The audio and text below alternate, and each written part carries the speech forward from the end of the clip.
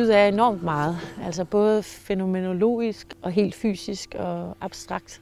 Så er det sådan en nøgle eller en døråbner ind til noget andet i verden og nogle rum i os selv. Også nogle gange nogle rum, vi ikke vidste var der, altså, eller som vi ikke vidste, som vi lige pludselig oplevede åbnede sig.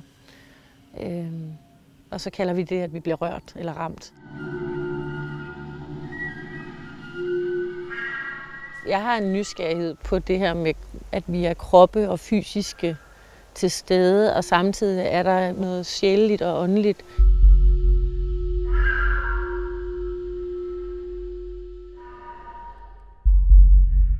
Jeg har fået titlen af Kød og æter, fordi at jeg, da jeg sådan skulle forholde mig til Tegners værker og Tegners tematikker og hans liv, der havde jeg sådan en meget optaget omkring det her med hans kroppe. De er både enormt stærke og tydelige. Man kan mærke muskulaturen, når man kører hånden henover. De er både helt ekstremt bløde og sådan silke-babyhudsagtige, men også meget rå, og noget af det har sådan en form for ufærdig karakter. Så det har det her meget rå, og det bløde mod hinanden.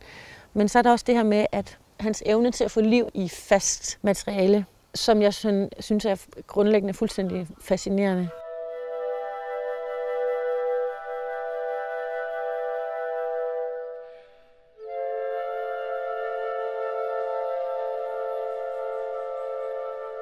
Af Kød og æter er et flerkanals stedspecifik lydværk. Man kunne kalde det en lydskulptur.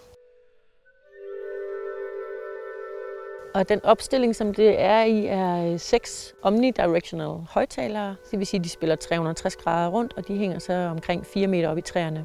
Og så er der et træmøbel inde i midten, som er lavet til, at man sidder på det. Og der har vi så i år placeret 2 sådan semi-sub-højttalere. På en måde et 8-kanals lydværk.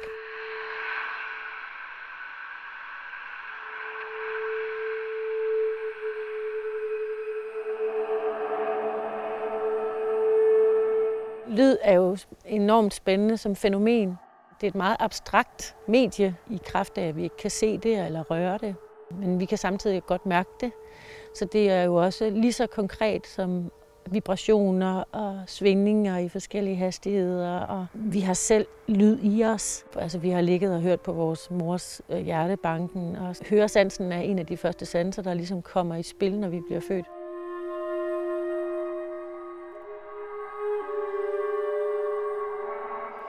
Der, hvor Tegner har været en del af processen, har både været i form af, at jeg på en måde opfatter det som en stor skulpturværket, der ligesom usynligt står og bevæger sig. Og det her træmøbel inde i midten, der kunne have stået en skulptur oven på det der møbel. Så jeg på en måde opfatter jeg den som en skulptur.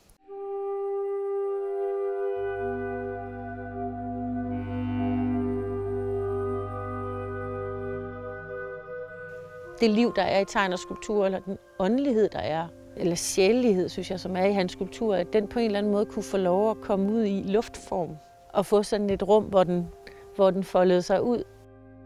På den måde synes jeg, at den både lydmæssigt konkret er en skulptur, men også har at bliver lidt en plads, hvor de her forskellige tematikker, kontraster og det tunge og det lette og det kødelige, det kropslige og det åndelige, og sådan, at nogle af de tematikker kan få lov til at blive udfoldet eller udtrykt eller belyst på en anden måde. Men jeg har hele tiden en følelse af, at klangene kunne være ligesom kroppe, og hvordan de måske kunne dreje sig enten i mixet eller et tonal. Så på den måde synes jeg har haft ham med det her også det rå, lidt halv skramlede mod noget, der var meget pænt.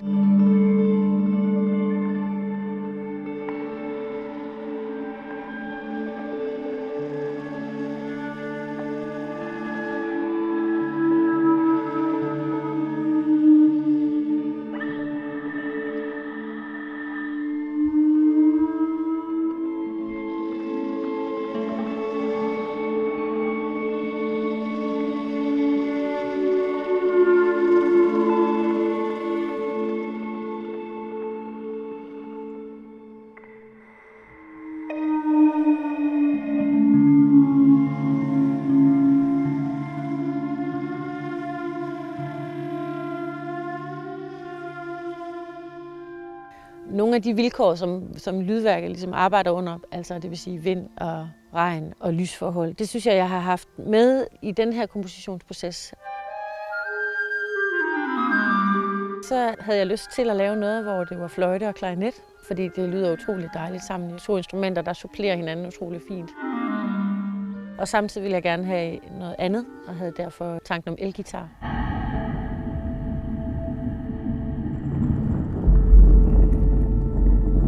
Der er altid noget meget spændende med modsætninger, kan man sige, og kontraster.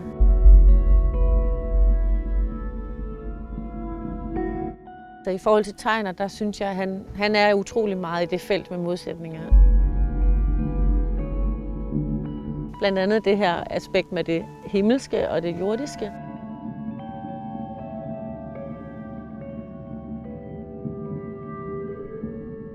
Men han har også det meget sårbare og det meget skrøbelige og lette mod noget meget tungt og noget, der ligesom trækker nedad på en eller anden måde. Det har sådan noget meget potent, eller sådan noget, der griber nedad og noget, der griber opad på samme tid.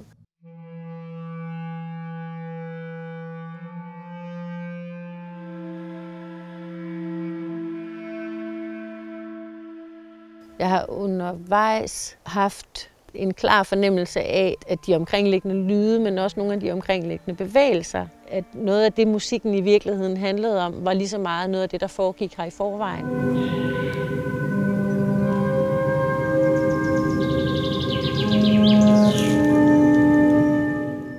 Der er nogle elementer eller nogle træk, som jeg kan se er i musikken, som knytter op på nogle af de ting, der også er her. Jeg synes, at et lydværk som det her er en mulighed for, at man kan få en stund eller en pause med sig selv. Den stimuli, vi ligesom er udsat for med utrolig meget med skærme og nyheder, og alting går ekstremt hurtigt. Så vi er på en eller anden måde fuldstændig overloadet.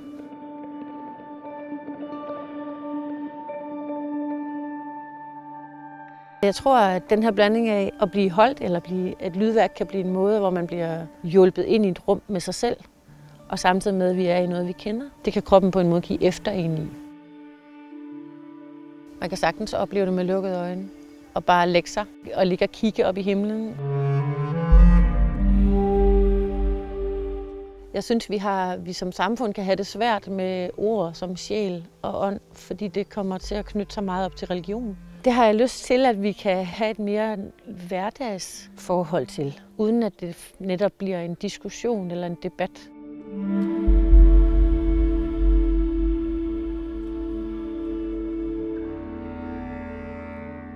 Lyd er noget, der sætter en stemning og påvirker stemningen i et rum. Det er et meget kraftfuldt medie, fordi det på en måde går direkte i kroppen på os. Det går også på en måde udenom vores intellekt, det går udenom sproget og ordene. Og selvfølgelig med til at forbinde os som mennesker i, at vores kroppe bliver ramt på den samme måde. Eller sådan, for eksempel når man er til en koncert eller har en lytteoplevelse sammen, så er man på en eller anden måde i den samme svingning, men der er ikke nødvendigvis ord for, hvad det er. Alting er hele tiden noget, der bevæger sig. Lyd er jo bevægelse, og liv er bevægelse. Og på den måde så er lyd meget koblet på liv.